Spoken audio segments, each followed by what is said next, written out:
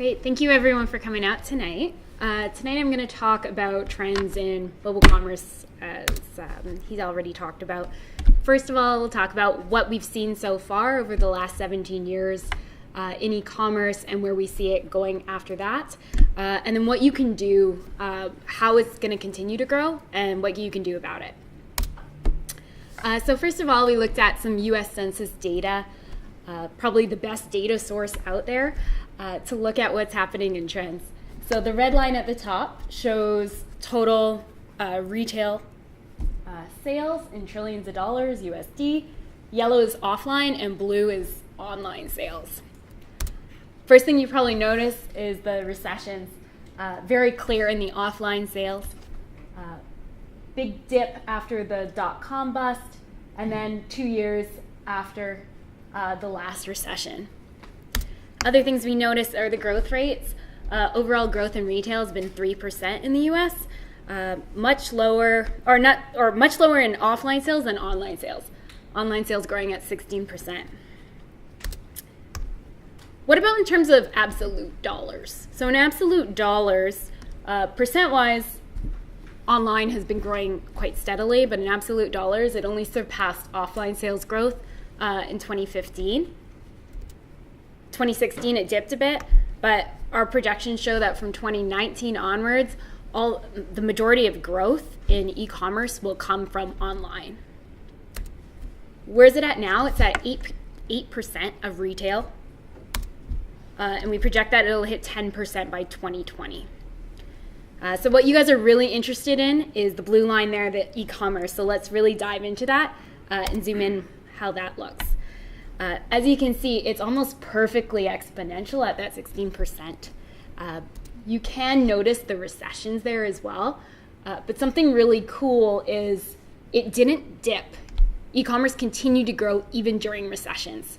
It was that robust. So it would have been still a good investment in e-commerce even during the recessions. Over the past 5 years, it's actually doubled. So really, really crazy growth. The question is, though, where is all this growth coming from, that 15, 16%? This is a quote from Demandware, one of the leading e-commerce platforms, saying that after digital, the biggest disruption to retail has been mobile. Here's a recent timeline of what we've seen in mobile. So in May 2015 was the first time Google saw more searches coming from mobile than from desktop. It was also the time that the largest retailers online saw more mobile traffic than desktop. So largest being over 100,000 visits per day. The medium-sized ones, so sort of 10,000 to 100,000 visits per day, they saw mobile surpassing desktop in March last year. And then even for the smaller retailers, by May of last year, they saw more traffic coming from mobile than desktop. This is a projection by Demandware as well. They show the actuals, and then they project forward about where they see traffic share going on mobile. And they show that 70% of traffic by the end of 2018 will be coming from mobile. So most people are going to be viewing your site on a very small device and using their fingers to navigate through it. What do you think the driver is of tablet dropping off like that? Great question. So we've seen, this doesn't go back too far, but tablet's been pretty flat over the last couple years as a share of traffic. Really, tablet tends to be something people use at home. Mobile tends to be something that people are using more on the go as well as at home. Does anyone else want to jump in on ideas on tablet? Yeah? The only thing that I might add to that is, this is being expressed as a percentage. I'm not sure the tablet sales are actually declining or the tablet use is actually declining. I think that we may be seeing just more growth in other usage that's pushing it down. I couldn't confirm that. I did a little more research, but I think that might be the case. Bigger screen, maybe? Yeah, I mean, that's another thing, right, is that phones are getting bigger screens and it's eating into the tablet use cases.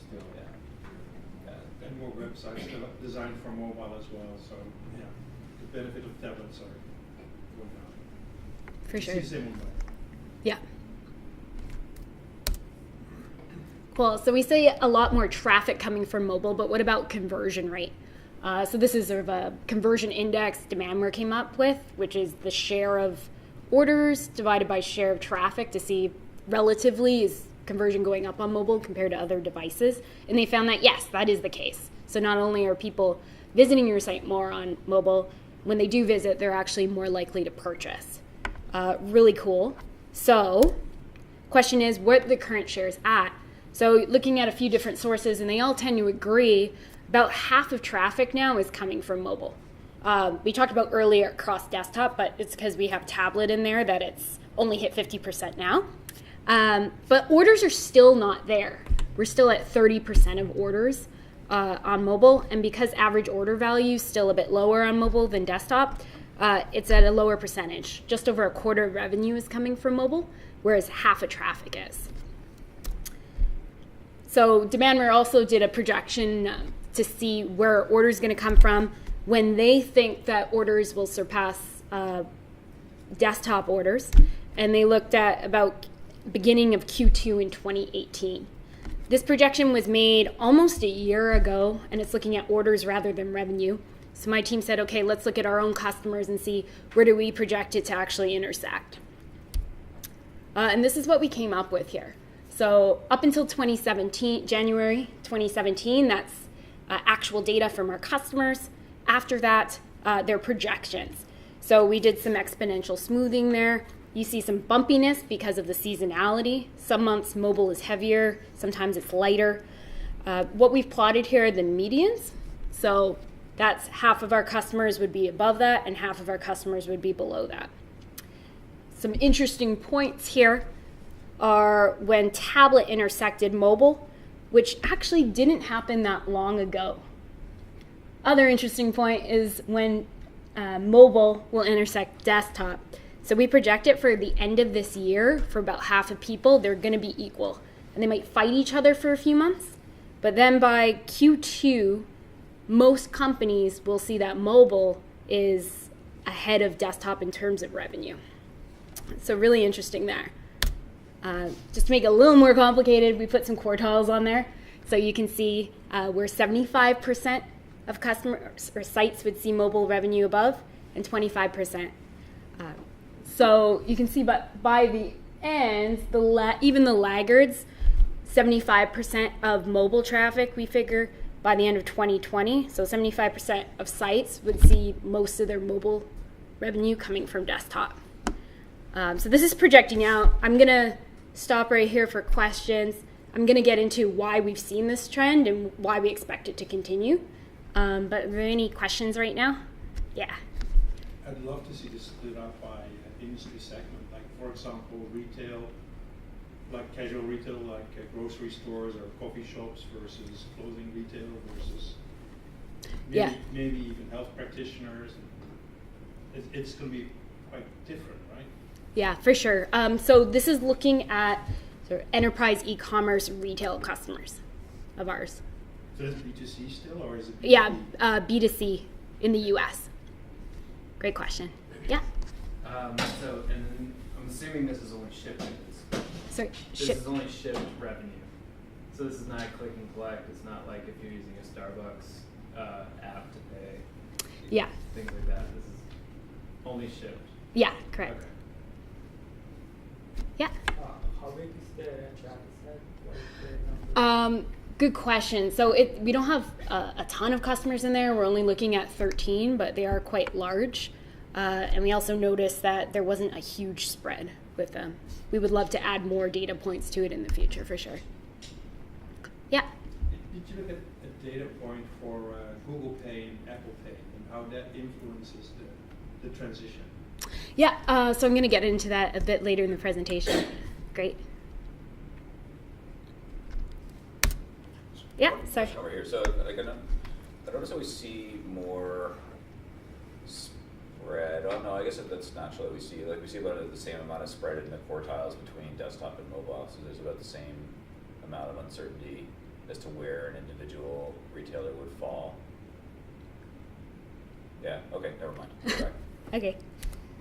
Well, I think you have an interesting point there, because I think as well the market for individual retailers versus national retail groups is going to be very different, right? Yeah.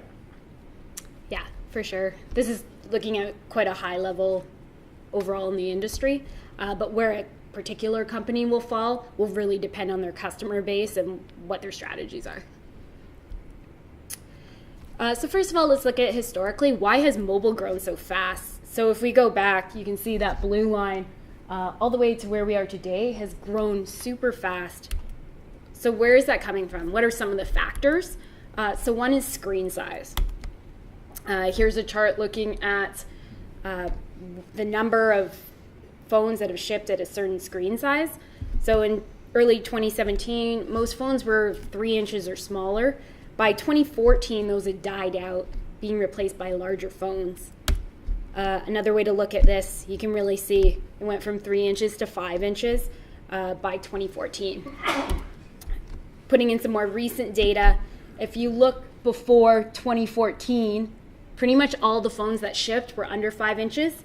And if you look after 2016, most of the phones shipped are over 5 inches. So definite increase in screen size. No one's buying 3-inch phones anymore. But does that have a real effect on conversion? Answer is yes. Again, some research from Demand where they compared screen size with conversion rate, showing that people who have phones with larger screens end up purchasing more often. Another reason mobile has grown is speed. Phones have also gone faster and connections have gotten faster. Does this contribute to conversion at all? Answer again, yes. So a study from Amazon about 10 years ago, pretty old now, but really still holds. They actually slowed down their site for a short amount of time and found that for every 100 milliseconds they slowed down their site, conversion decreased by 1%. So really showing a causation there. There have been a ton of studies since then on correlation between conversion rate and speed.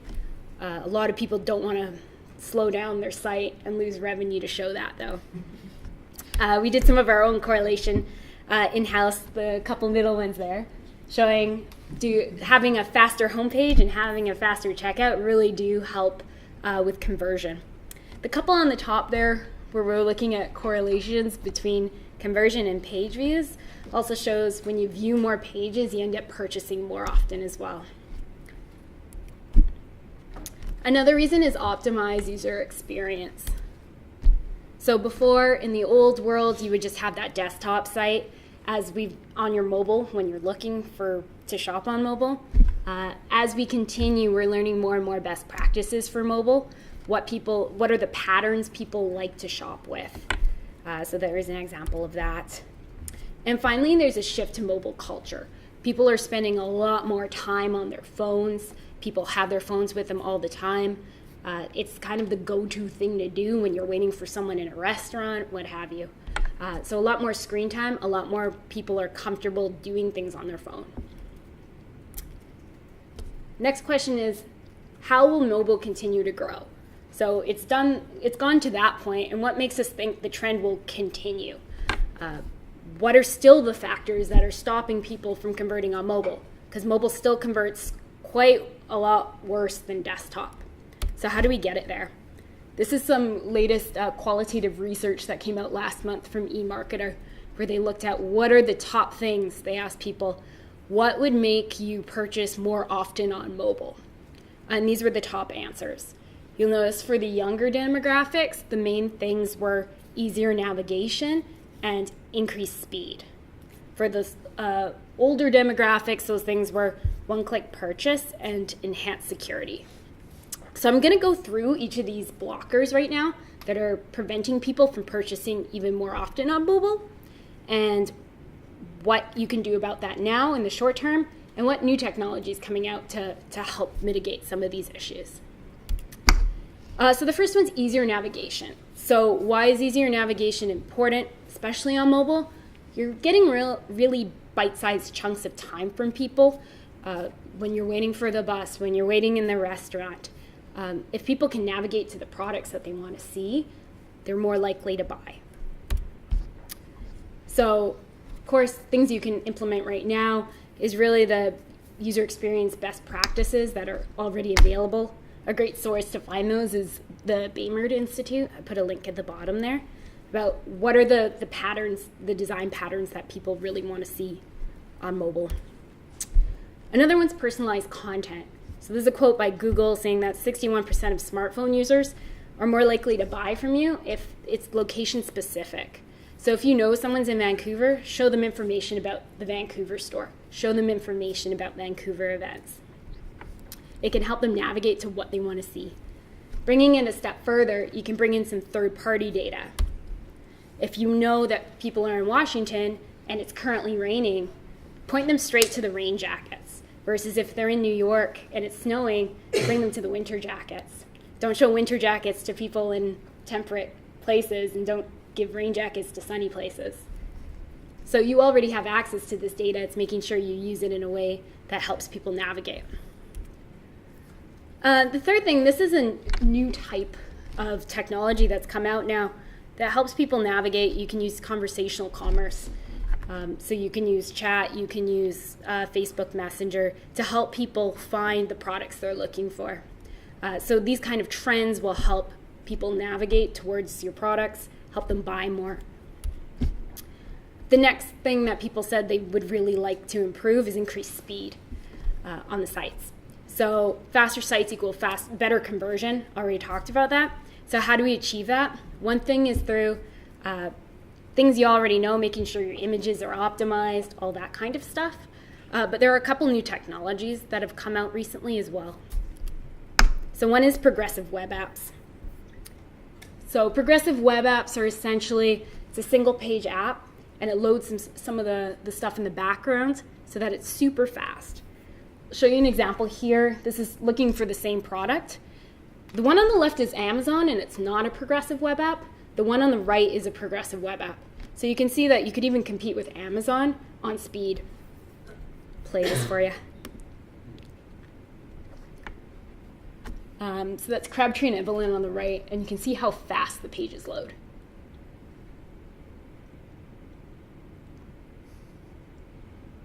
Obviously, no one's going to buy something that fast, but the idea that you can navigate that quickly is pretty amazing. No one's going to get frustrated while waiting for something to load.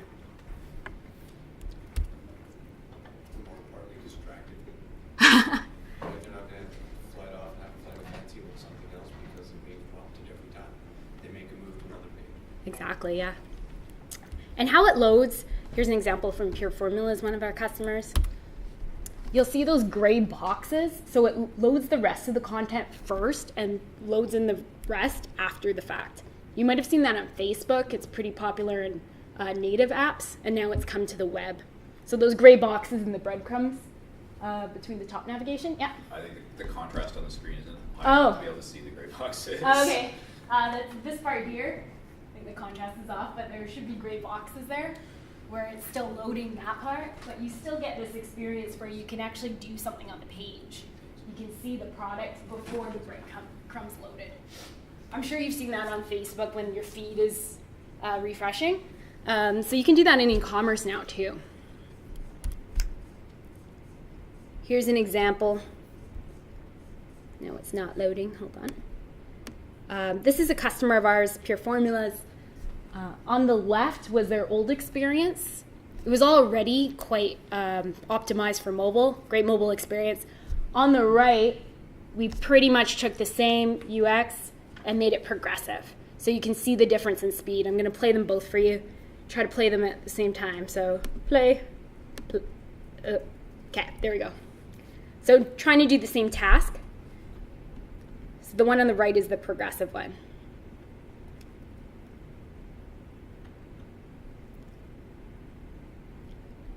So you can see how fast those pages are loading. And again, someone won't get distracted during it, waiting for things to load. The one on the left is still going, trying to do the things. So is it a coding framework for progressive or? It uses React. So we did an A/B test with Pure Formulas. So they had their old experience and their new experience. The main difference was the speed, quite honestly. And when we ran the A/B test, we saw actually a 23% increase in revenue per visit.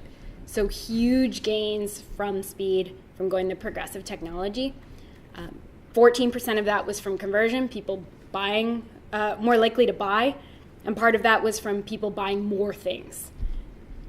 In the conversion rate, half of that was getting to checkout more quickly, or more likely to get to checkout, and half of it was completing checkout more often.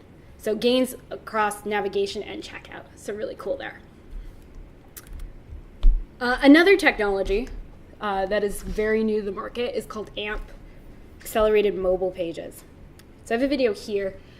Basically, maybe you've seen it already on your phone when you Google. It's very popular with publishers right now. eBay is one of the only e-commerce sites doing it so far. I'll hit play. You'll see that it says AMP in your search results, standing for Accelerated Mobile Pages. When you click it, it's actually loading a cached site on Google. So it's a very simplified version of a page that you've made specifically for Google. And it loads incredibly quickly. So you can see it again, versus that's their slow, or sorry, there you go. So it loads very quickly. Just played that. Here's an example of some of the types of pages you can do. So it's a bit limited in your code of what you can do, so you can't have filters, for example, on your product listings page. But the idea is as soon as this will load right away, you can click on something and it'll go to your main site, so your progressive web app can load in the background. So you get instant load on your first page and then instant load on all the rest as well. So you can... Can that be operated concurrently? Yeah, you can operate them concurrently. AMP is only for basically Google search, so for your organic search. Yeah? So you say for e-commerce, eBay is mostly the ones doing this. What is preventing a more widespread adoption for this for e-commerce? Great question. It's brand new. So Mobify, we're just launching the Lancome USA site right now. And then we expect it to really take off, that most e-commerce will take it over. Hence why we're pretty optimistic that the trend will continue as new technology comes out. But if you want to try it out, search for articles. So things like New York Times, those kind of sites will be using AMP already. The third thing that people said were preventing them from purchasing more often on mobile was one-click purchase. I'm going to expand this to just having an easier checkout. So here's a stat from Internet Retailer. If you're more likely, if the checkout's streamlined, you're more likely to purchase. So what can you do now and what's there in the future? This is our own data showing mobile checkout, big drop-off between cart and checkout, big drop-off between checkout and order. Even bigger drop-offs if it's a luxury item, if it's more expensive. So the more expensive your item is, the harder people are going to have in checkout too. So some suggestions are having really good user experience. You want to streamline it as much as possible, make it easy for people. So one thing is, if you're getting people to log in, make sure you show the password by default. They can hide it if they want, but it's difficult to type on mobile compared to a desktop. So make it easy for them. Even better, offer guest checkout. A lot of people don't like to make an account. As you can see there, people are going to abandon if you force them to make an account. Other thing is show the steps. People want to know how long is this going to take? Where am I in this experience? It's not as obvious on a desktop, especially if you're scrolling. Again, you don't want to, people don't like to type all that much. So where you can streamline that, you really should to make it better. Here's an example of address. So you can just put in a few characters and then they can find what they're looking for. And this is all available to do right now. Shipping, if you offer free shipping, tell people at the beginning, if they're $5 away from shipping, they don't want to find out when they're ready to purchase. And same idea with auto card detect. You should be able to tell if it's a MasterCard or Visa. Don't have an extra drop down for them. As few as possible.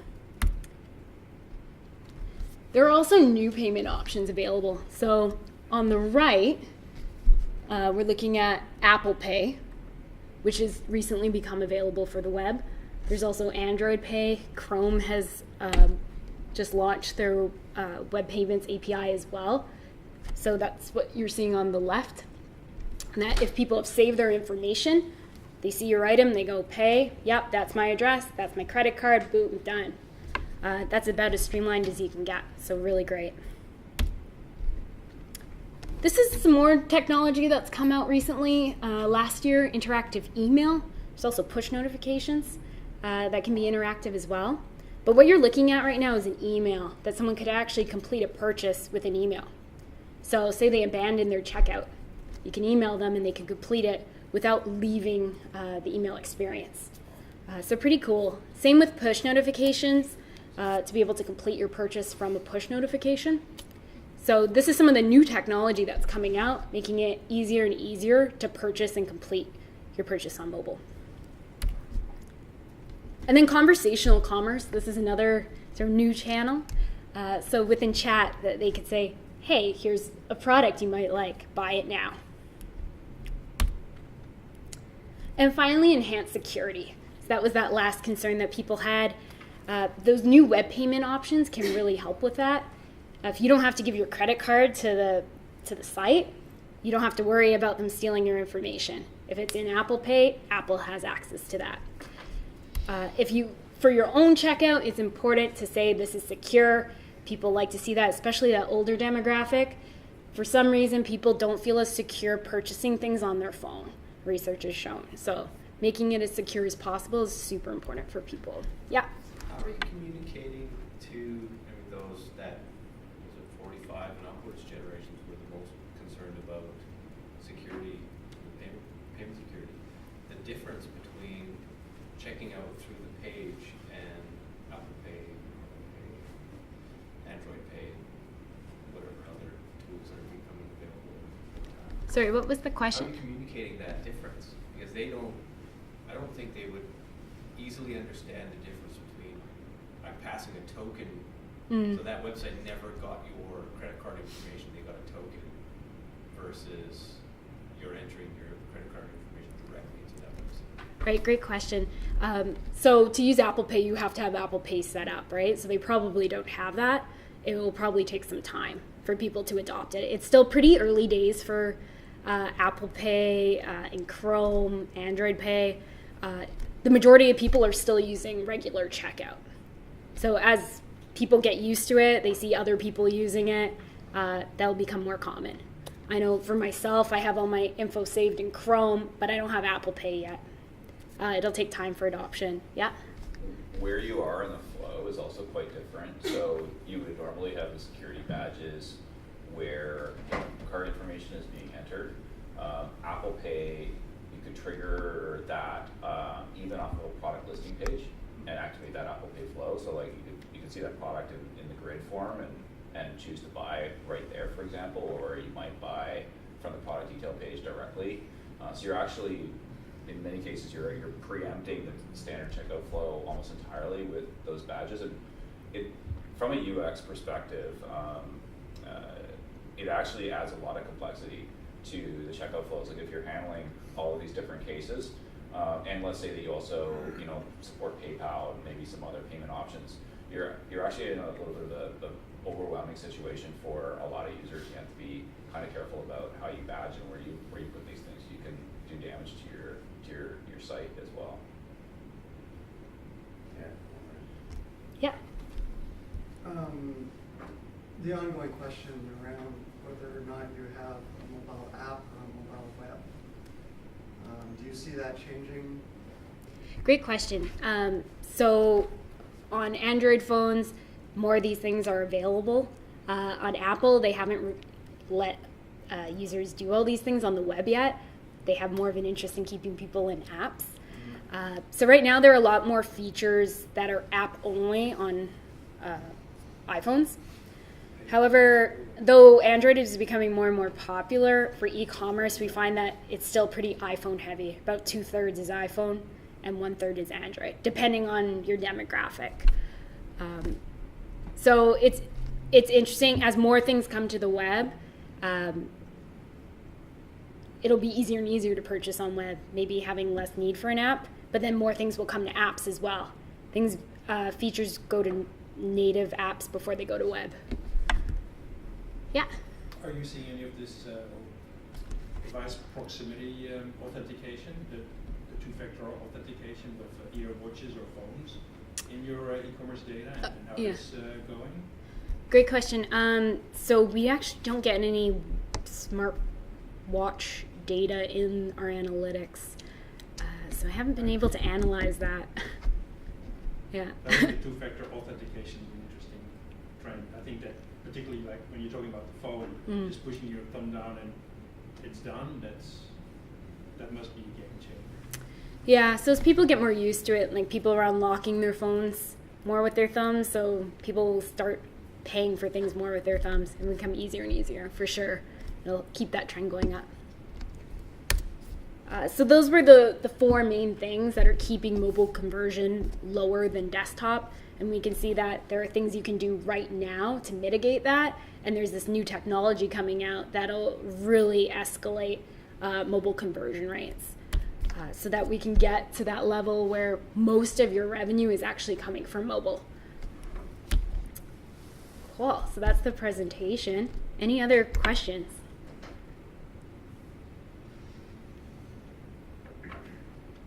All right. I will oh, sorry. Quick one.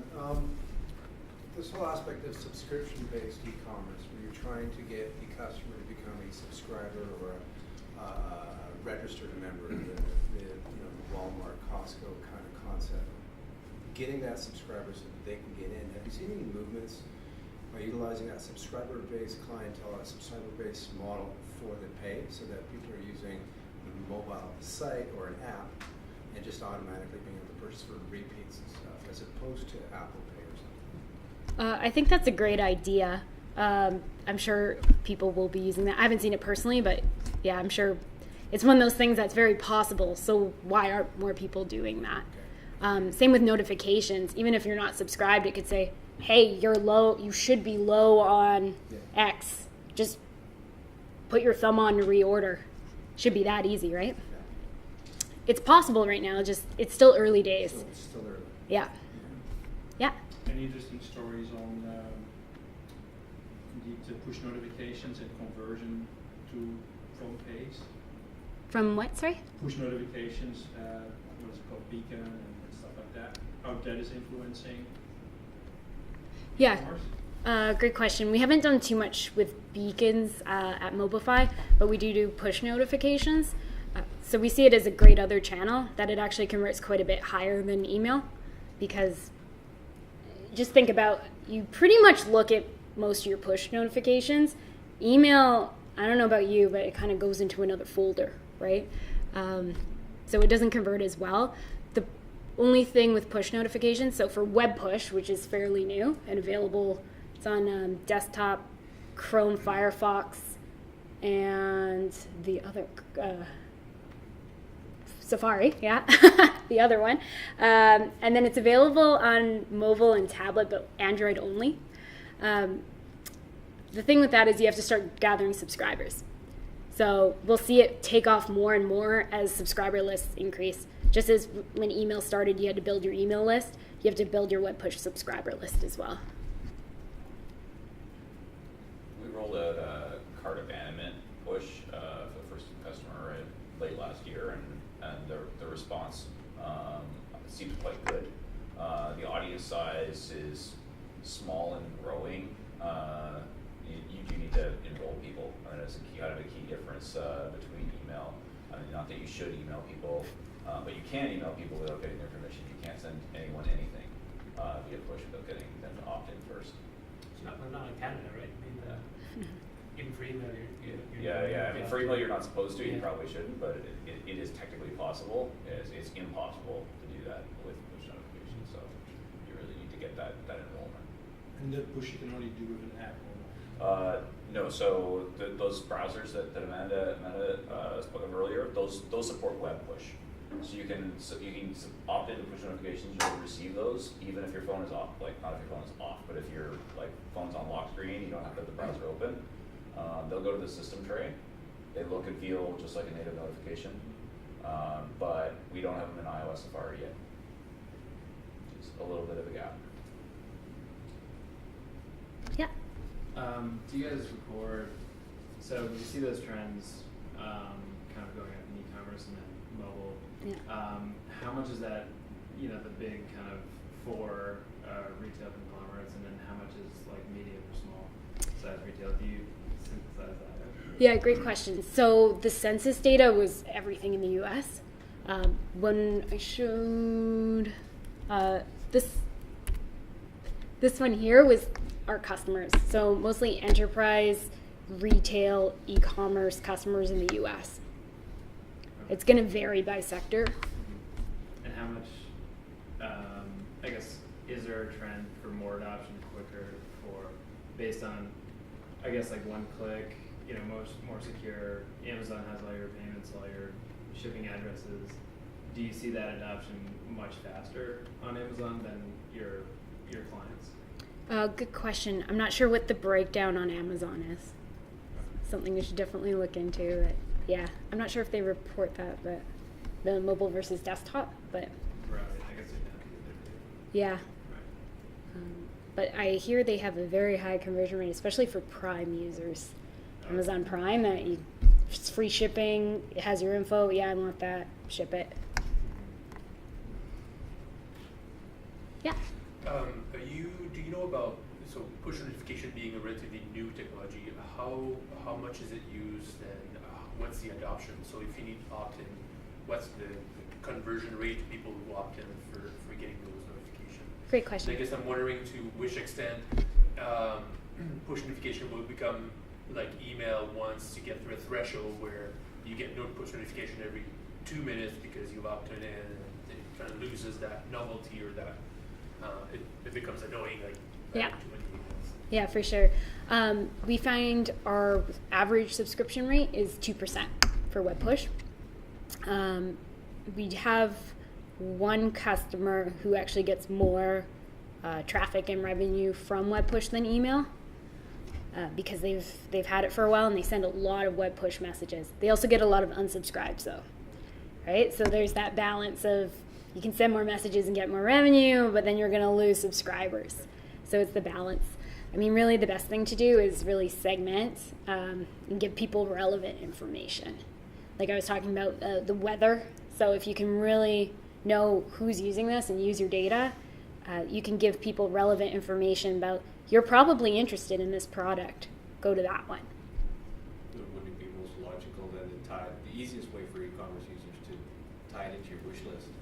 Yeah. And push when the wish list item goes on sale or whatever it is. It's a lowest risk of loss, the highest possibility of conversion.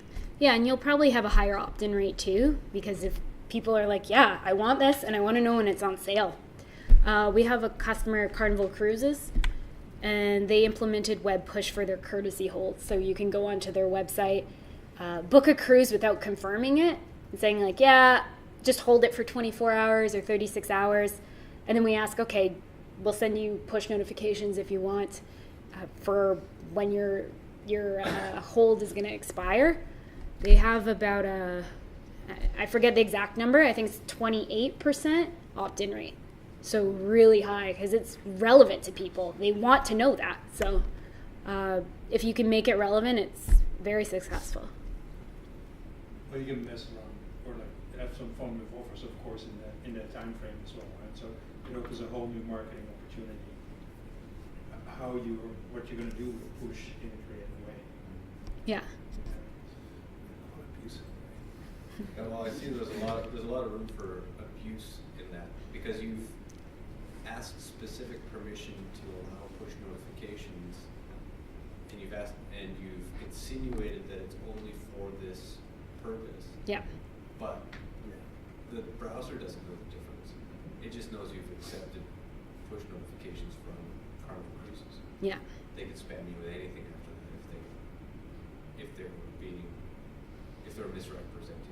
Yeah, and it's the same with email, right? And now we see with email that you can say, send me emails about these specific types of offers and that kind of thing.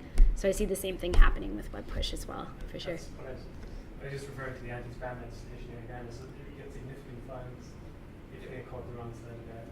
Yeah. All the more reason to segment properly. Yeah. Yeah.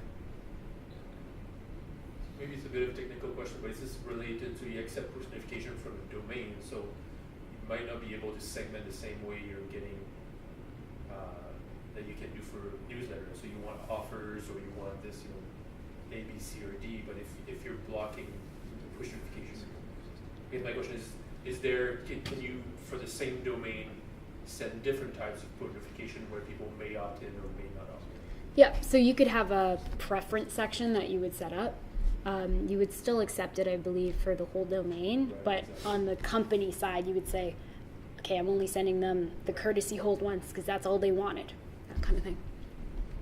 Yeah. Does Mobify track kind of like in-store pickup? It looks like that initial graph, it's like, that $4 trillion versus $9 trillion to like 2025 for e-commerce.